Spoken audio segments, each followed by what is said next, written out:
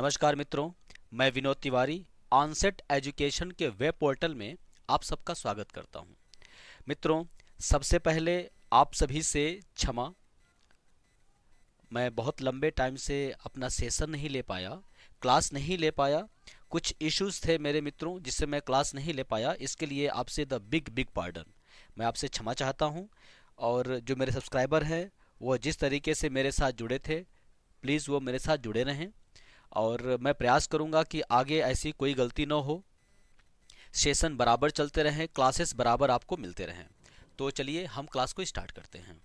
अब इसके पहले हमने नाउन पूरा पढ़ लिया था, प्रोनाउन पे हम चल रहे थे। प्रोनाउन का हमने पर्सनल प्रोनाउन पढ़ लिया है। अब हम देखते हैं नंबर दूसरा, रिफ्लेक्सिव प्रोनाउन। आइए देखते हैं रिफ्लेक्सिव प्रोनाउन क्या होता है। Nouns are called reflexive pronoun when the action done by the subject turn back reflect upon the subject। ये जो डिफिनीशन है रिफ्लेक्सिव प्रोनाउन की, ये बहुत ही फेमस राइटर जो इंग्लिश में बहुत माने जाने हैं, उनकी बहुत सी किताबें चलती हैं, रेन एंड मार्टिन, उनके द्वारा बनाया गया है कि प्रोनाउंस रिफ्लेक्सिव प्रोनाउन क्या होते हैं। आइए इसको हिंदी में समझते हैं। सर्वनाम का वह रूप जिससे कर्ता द्वारा किए गए कार्य का प्रभाव स्वयं कर्ता पर ही पड़े, कहीं अन्य न पड़े। मतलब जब कर्ता आएगा, सब्जेक्ट आएगा, तो वह किसी न किसी तरह का फंक्शन करेगा एक सेंटेंस के अंदर। और जब सेंटेंस के अंदर वो फंक्शन करेगा, कोई कार्य करेगा, और उस कार्य का इम्पैक्ट जो सब्जेक्ट पर स्वयं ही पड़ जाए, तो वहां हो जाएगा रिफ्लेक्सिव प्रोनाउन। एग्जाम्पल को देखते हैं। They enjoyed themselves the pleasure of weather. वे दे इंजॉयड, वे इंजॉय किए, उन्होंने इंजॉय किया, देम सेल्फ्स, उन्होंने खुद ही आनंद लिया, द प्लेजर ऑफ वेदर, मौसम, जो सुहाना मौसम था, उस सुहाने मौसम का आनंद उन लोगों ने स्वयं लिया। तो दे इंजॉयड देम सेल्व्स, इंजॉय किसने किया? उन्होंने। और देम सेल्व्स मतलब इंजॉय का असर इन पर ही पड़ा, देम सेल्व्स, खुद ही इंजॉय किया उन लोगों ने। तो यहाँ पे क्या है? रिफ्लेक्सिव प्रोनाउन है देम सेल्व्स। ओके, कैसे बनाते हैं रिफ्लेक्सिव प्रोनाउन, आइए देखते हैं। रिफ्लेक्सिव प्रोनाउन बनाने के लिए हम प्रोनाउन में सेल्फ या सेल्व्स ऐड कर देते हैं। ओके, देखिए, और सेल्फ ऐड करेंगे सिंगुलर में और सेल्व्स ऐड करेंगे प्लूरल में। Okay, I we you, okay, I you he she it, ये प्रोनाउंस हैं और इनका ये सेकेंड फॉर्म है, अगला रूप है, जिसका मैं डिस्कस पीछे में कर चुका हूं। अगर आप नहीं देख पाए हो तो वीडियो क्लास जाकर आप देख लीजिए। आई का माई, और माई में सेल्फ ऐड हुआ तो हो गया माई सेल्फ। योर में सेल्फ ऐड हुआ तो योर सेल्फ। वैसे ही him plus self, himself, herself, itself. Okay, वैसे ही वी का होता है आवर, तो ourselves, yourselves, themselves. यहाँ हम जरा यू पे कंसंट्रेट करते हैं कि यहाँ भी यू का योर, योर में सेल्फ, और यहाँ यू का योर, योर में सेल्व्स। ओके, तो ध्यान रखिएगा, चूंकि यू जो होता है वह दोनों के लिए, सिंगुलर के लिए और प्लूरल के लिए, दोनों के लिए कॉमन आता है, इसलिए हम यहाँ यू ही लगाएंगे और यहाँ योर और सेल्व्स। सेल्व्स आने के बाद ये कंफर्म हो जाएगा कि जो रिफ्लेक्सिव प्रोनाउन है वह किसी प्लूरल के लिए लगाया गया है या सिंगुलर के लिए लगाया गया है। ओके, एग्जाम्पल रूप में हम इसको देखते हैं जरा। देखें, एग्जाम्पल इन सेंटेंसेस में क्या है? आई सी माई सेल्फ, मैंने स्वयं को देखा या मैं स्वयं को देखता हूं। Okay, we see ourselves. Okay, देखिए यहाँ सेल्फ आया, यहाँ सेल्व्स, वी मतलब पी फॉर्म में है, प्लूरल रूप में है, इसलिए सेल्व्स आया। You see yourself, see herself, he see himself, they see themselves. देखिए दे देम सेल्व्स यहाँ पी फॉर्म में है तो देम सेल्व्स हो गया।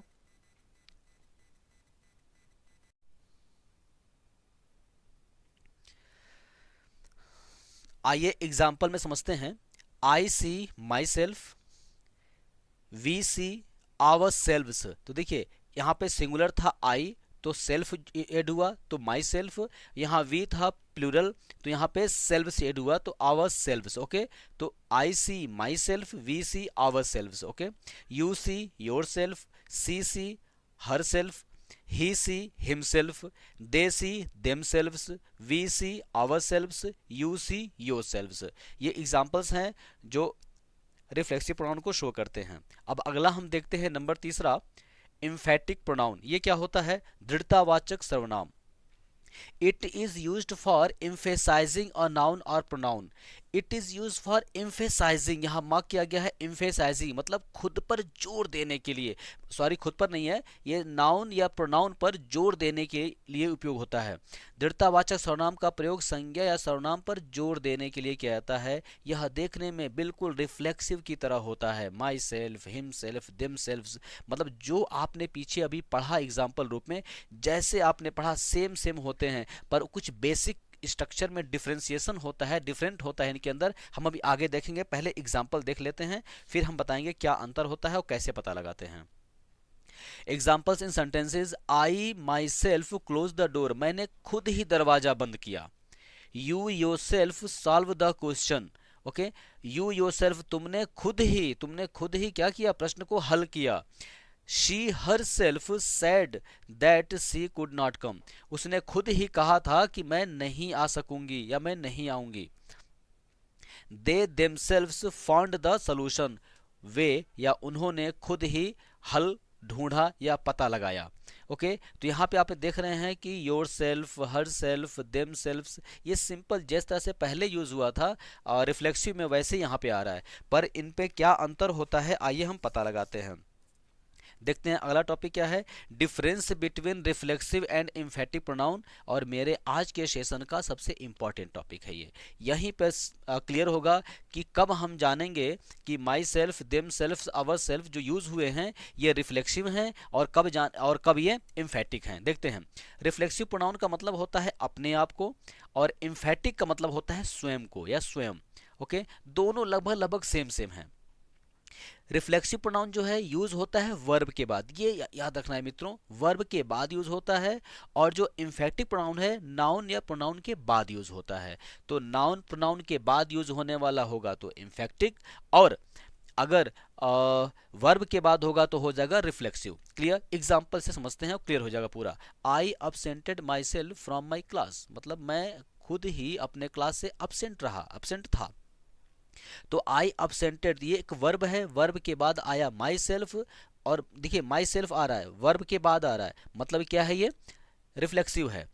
ही हिमसेल्फ प्ले क्रिकेट, वह खुद ही क्रिकेट खेलता है, तो ही हिमसेल्फ, तो यही देखिए प्रोनाउन है, और प्रोनाउन के तुरंत बाद हिमसेल्फ आया हुआ है। क्लियर, तो यहाँ पे क्या है, इम्फेटिक प्रोनाउन है। तो समझिएगा, यहाँ पर वर्ब के बाद आया था तो हो गया था रिफ्लेक्सिव, यहाँ पे ही के बाद आया है इसलिए है क्या ये, इम्फेटिक। यहाँ देखिए Sheela herself drive the car, Sheela खुद ही कार चलाती है। तो जो शीला नाउन है और नाउन के बाद हर सेल्फ आ रहा है, तो यहाँ पे क्या है, इम्फेटिक प्रोनाउन है।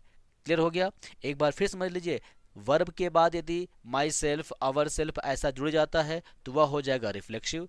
यदि नाउन या प्रोनाउन के बाद होगा तो मित्र क्या हो जाएगा, इम्फेटिक। क्लियर, आइए थोड़ा इसको देखिए और समझने का प्रयास कीजिए।